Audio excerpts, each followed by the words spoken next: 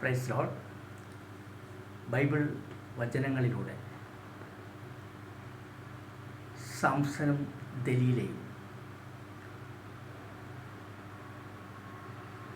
സാംസൺ തൻ്റെ സർവശക്തിയുടെയും സർവബലത്തിൻ്റെയും രഹസ്യം ദലീലയ്ക്ക് പറഞ്ഞു കൊടുത്തു.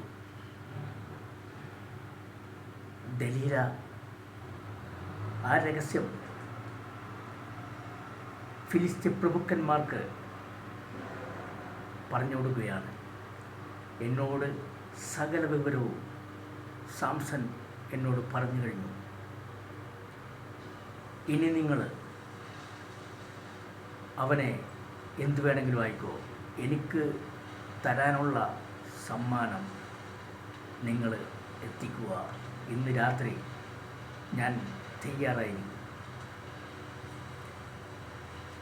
എന്നതുപോലെ തന്നെ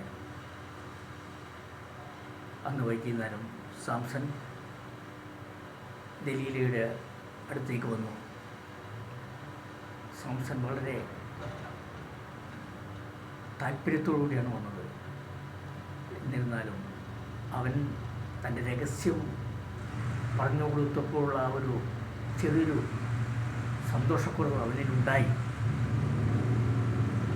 തൻ്റെ പ്രിയപ്പെട്ടവളാണ്, പ്രണയിനിയാണ്, എങ്കിലും ഞാൻ അവളോട് എല്ലാം തുറന്നു പറഞ്ഞല്ലോ. അവൻ ധൈര്യപൂർവ്വം അവളെ വിശ്വസിക്കുകയാണ്. അവളോടൊത്ത് പുറത്തുപോയി മധുരമൊക്കെ കഴിച്ച് വീണ്ടും വീട്ടിൽ വന്നു. സ്നേഹത്തിൻ്റെ പാരമ്യതയിലെ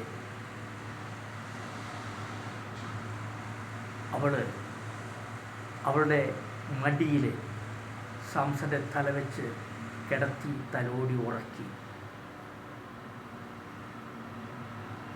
സാംസൺ ഉറങ്ങിപ്പോയി. ഈ സമയത്ത് അവൾ പറഞ്ഞ പ്രകാരം ഫിലിസ്ത്യർ പണവുമായിട്ട് അവളുടെ മുറിയിൽ, അപ്പുറത്തെ മുറിയിൽ ഒരുങ്ങിയിരിപ്പുണ്ടായിരുന്നു. അവർക്ക് സിഗ്നൽ കൊടുത്തു. ഒരാളോട് വരാൻ പറഞ്ഞു. ഒരാളോട് ആംഗ്യത്തിലൂടെ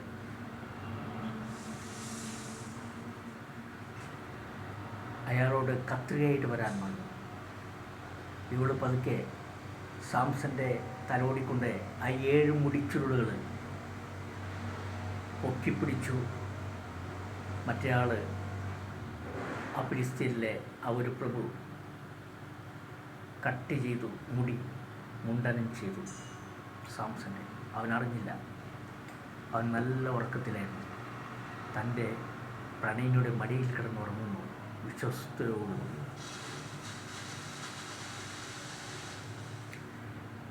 മുറിച്ച് കഴിഞ്ഞ് കുറച്ച് കഴിഞ്ഞപ്പോൾ അവനെ അസഹ്യപ്പെടുത്താൻ തുടങ്ങി. സാംസൺ ഉരുണ്ടും മറിഞ്ഞും അവൻ കണ്ണു തുറന്നു. ആ സമയത്ത് ഇവൾ പറഞ്ഞു, സാംസൺ, നിന്നെ പിടിക്കുവാനായിട്ട് ഫിലിസ്ത്യരെ വീടിന് ചുറ്റും വളഞ്ഞിരിക്കുന്നു, പെട്ടെന്ന് എഴുന്നേൽക്കുക.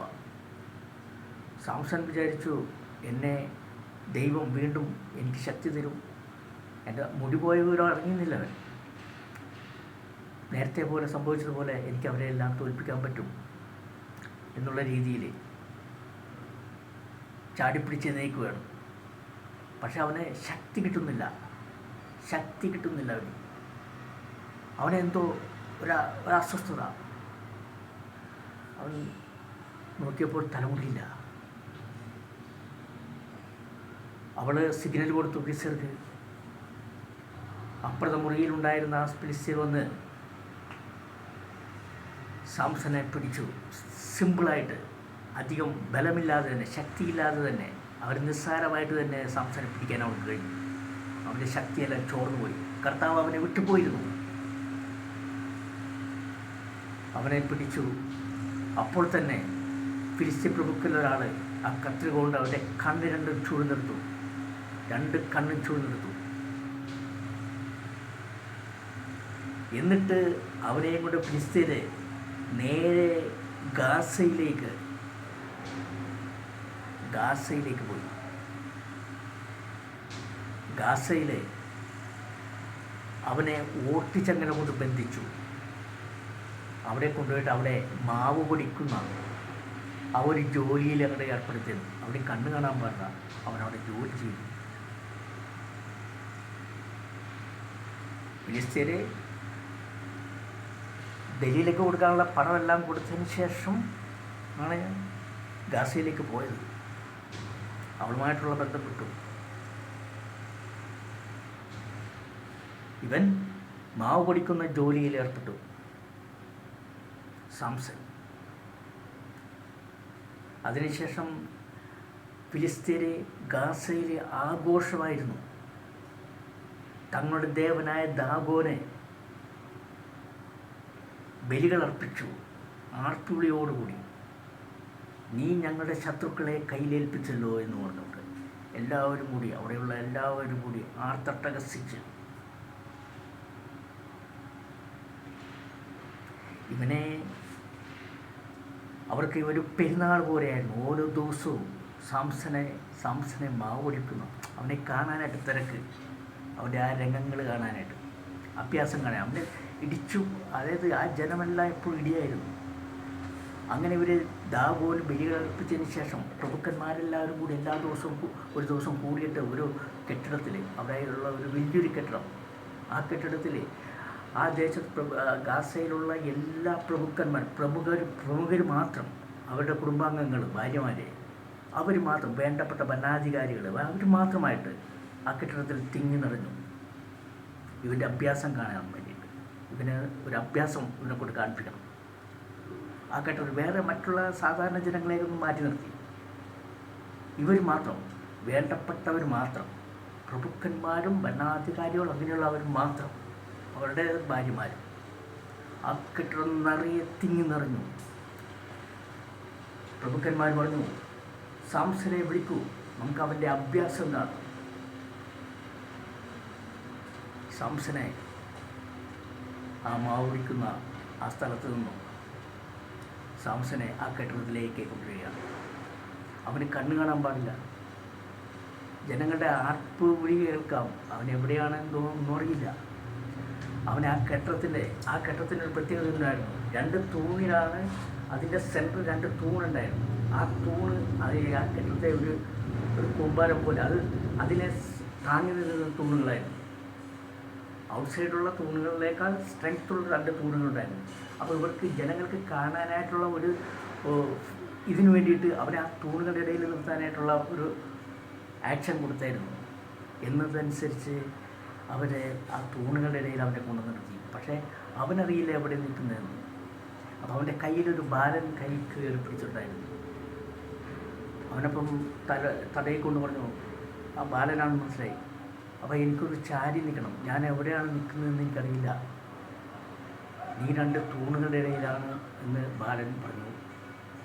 ആ കൈയൊന്ന് വിട്, ഞാനൊന്ന് തടയിൽ നോക്കട്ടെ, ഒന്ന് ചാരി നിൽക്കണം എന്നും പറഞ്ഞുകൊണ്ട് സാംസൺ ചാരി നിൽക്കാൻ വേണ്ടിയിട്ട് തൂണിലേക്ക് 2 കൈ കൊണ്ട് ഉയർത്തി തൊട്ട് നോക്കി. അവന് കയ്യെത്തുന്ന രീതിയിലുള്ള സംഭവമായിരുന്നു. അവൻ ആ തൂണുകൾ പിടിച്ചുകൊണ്ട്, ദൈവമായ കർത്താവേ, ഞാൻ ചെയ്ത തെറ്റിന് എനിക്ക് മാപ്പ് തരണേ, കർത്താവ് എനിക്ക് ബലം തരണമേ, എനിക്ക് ശക്തി തരണമേ.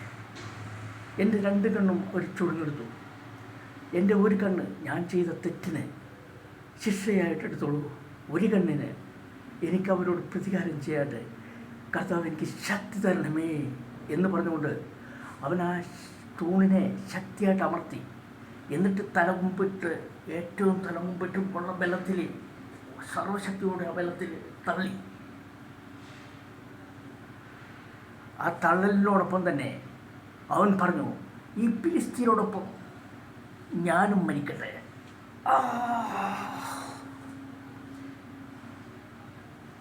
ആ കെട്ടം ഇടിഞ്ഞു പൊളിഞ്ഞു തവിടുപൊടിയായി. ആ ഫിലിസ്ത്യ പ്രഭുക്കന്മാരോടൊപ്പം തന്നെ സാംസൺ മരണപ്പെട്ടു. ഒന്നും ബാക്കിയുണ്ടായിരുന്നില്ല.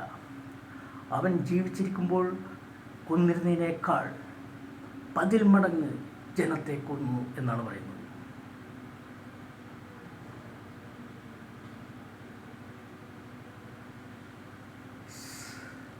അതിനുശേഷം സാംസന്റെ ബന്ധുജനങ്ങൾ